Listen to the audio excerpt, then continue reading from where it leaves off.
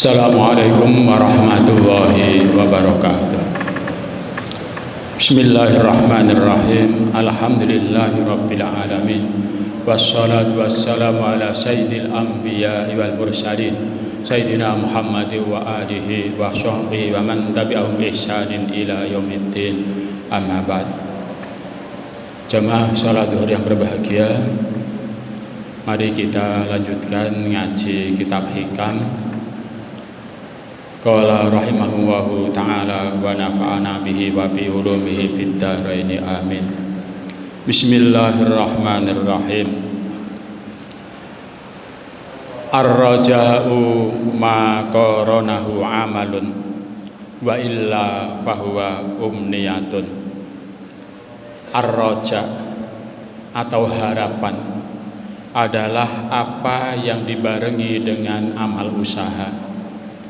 Bila ada orang menyatakan punya harapan tapi tanpa dibarengi dengan amal usaha, maka itu adalah hanya impian kosong, harapan kosong. Terma ar-raja ini termasuk terma yang banyak dibahas di kalangan ulama tasawuf dan biasanya dipasangkan dengan al-khauf. Ar-raja berarti harapan, al-khauf berarti kekhawatiran. Ketika orang menyatakan punya harapan dan memang dalam hatinya ada harapan, maka orang itu akan punya semangat untuk beramal, berusaha.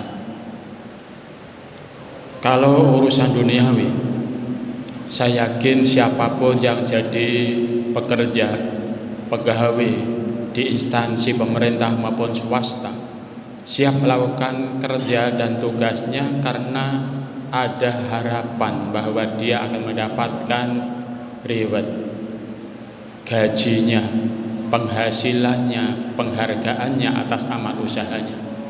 Orang petani datang ke sawah mencangkul dan seterusnya kan ada harapan dia akan panen. Orang berdagang bekerja tanpa kenal lelah karena ada harapan dia akan mendapatkan keuntungan. Demikian juga harapan kepada Allah Ta'ala dalam hal kehidupan di akhirat, kemakmuran, kemuliaan di kehidupan yang akan datang di alam kubur maupun alam akhirat haruslah dibarengi dengan amal usaha. Ketika orang beriman, berislam, selanjutnya dia melakukan amal sholat karena dia punya harapan bahwa Allah akan menerima sholatnya.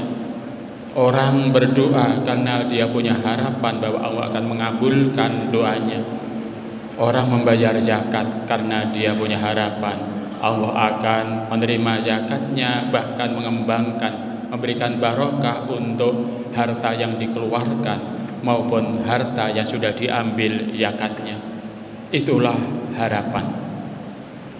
Tetapi kalau ada orang bahkan sampai menyatakan punya harapan dan berharap Allah nanti akan beri rahmat, tetapi dia tidak mau melakukan amal yang diperintahkan oleh Allah Subhanahu wa taala, salat tidak dilaksanakan, puasa tidak dilaksanakan, bertutur kata yang benar dan jujur pun tidak dilaksanakan, pada semua itu perintah Allah Subhanahu wa taala, dengan mengatakan saya meski seperti apapun keadaan saya tetap ada dalam harapan akan rahmat Allah Subhanahu wa taala.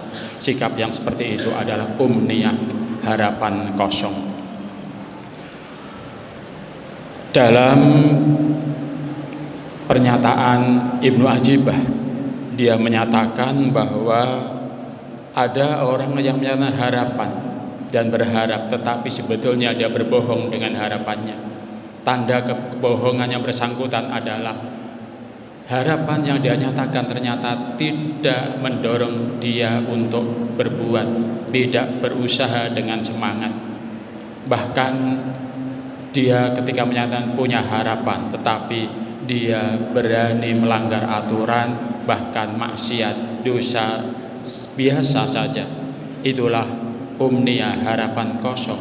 Bahkan sebetulnya adalah ightirah, orang yang tertipu dengan angan-angannya sendiri.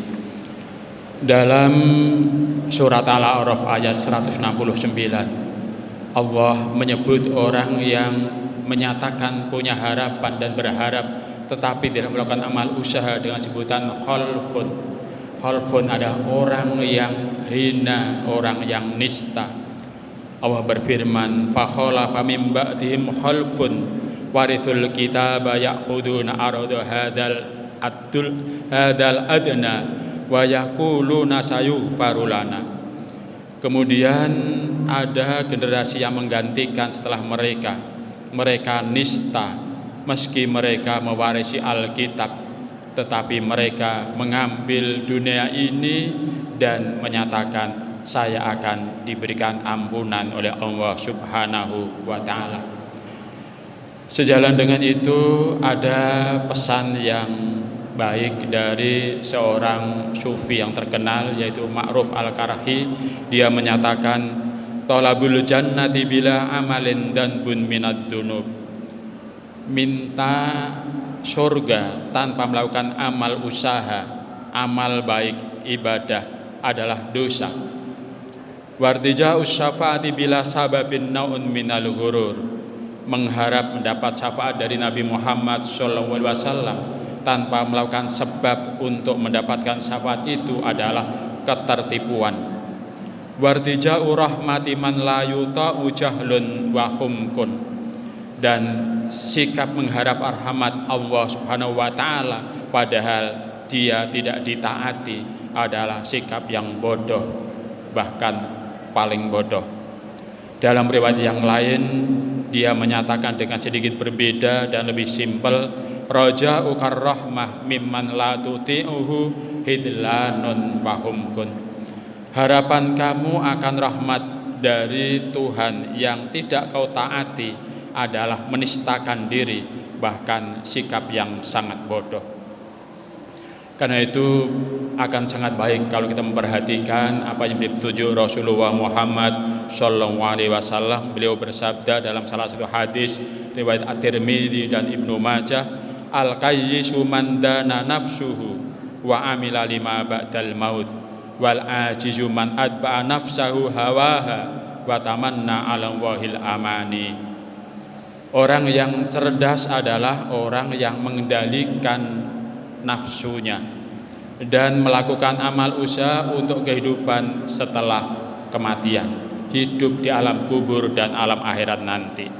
Dan orang yang lemah adalah orang yang memperturutkan hawa nafsunya, tetapi pada waktu yang sama dia banyak harapan kepada Allah Subhanahu wa ta'ala.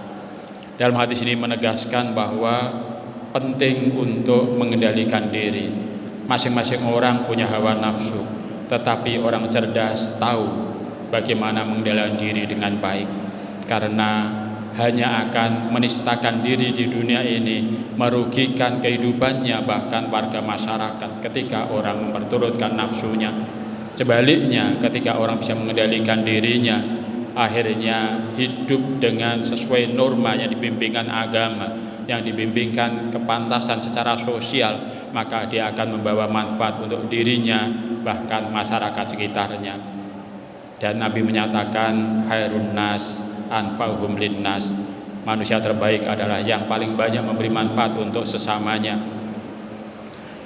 Tetapi memang meski tidak begitu banyak, ada orang yang salah paham atau sengaja menyalahgunakan ar-raja, harapan rahmat dan maghfirah Allah, untuk malas ibadah, untuk malas amal soleh, serta ngawur dan tetap saja banyak maksiat. Mengapa? Karena dia terbujuk oleh ungkapan selalu ada harapan untuk rahmat Allah dan selalu ada harapan untuk maghfirah Allah Subhanahu wa ta'ala. Mereka lah yang oleh Imam Al-Hasan, sahabat Nabi yang mulia, yang dinyatakan inna qauman alhadhum amanil maghfirah hatta kharaju minad dunya wa laysa lahum hasanah. Ada sebagian orang yang terlalaikan karena harapan akan maghfirah Allah, sehingga mereka mati meninggalkan dunia ini tanpa membawa amal baik. Semoga Allah membimbing kita dan menjadikan kita istiqomah dalam ibadah dan amal soleh kita, dengan tetap berharap Allah memberikan kabul dan memberikan ridhonya. Amin ya rabbal alamin. Cukup sekian. Assalamualaikum warahmatullahi wabarakatuh.